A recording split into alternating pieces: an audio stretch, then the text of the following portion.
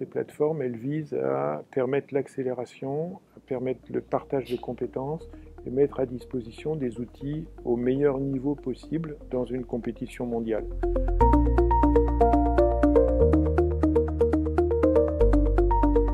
Parce que l'innovation, c'est un processus compliqué qui part d'abord de la recherche, notamment dans le domaine de la thérapie génique.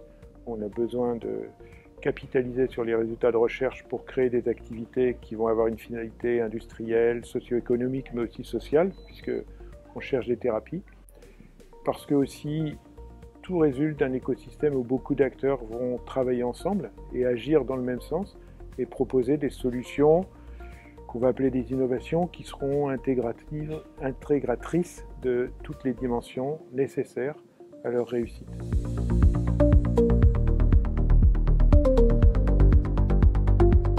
D'abord, c'est un atout majeur parce que la thérapie génique, c'est une des voies thérapeutiques de demain, à la fois pour les maladies rares, mais pour tout un tas d'autres maladies essentielles. Le deuxième point clé, c'est que pour réussir, il faut réduire les risques de ceux qui recherchent, de ceux qui construisent les innovations et de ceux qui investissent pour les réussir.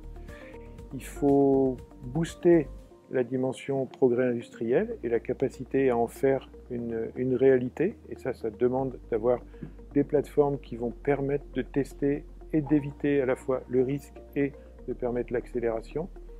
Et il faut partager les compétences, c'est aussi un point très important.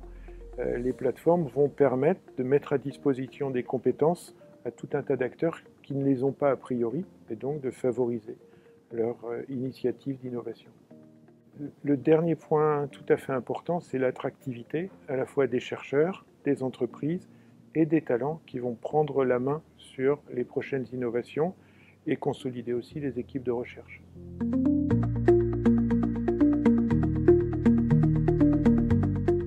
Ces plateformes, elles visent à permettre l'accélération, à permettre le partage de compétences et mettre à disposition des outils au meilleur niveau possible dans une compétition mondiale. Donc ça, c'est l'objectif des plateformes. Maintenant, ce qu'elles sont, il y a 4 plateformes qui, dans un premier temps, vont être dédiées à des dimensions d'instrumentation scientifique, technologique et de démonstration. Elles traitent des virus inactivés pour permettre de passer les thérapies. Elles permettent de traiter aussi les questions de qualité, etc.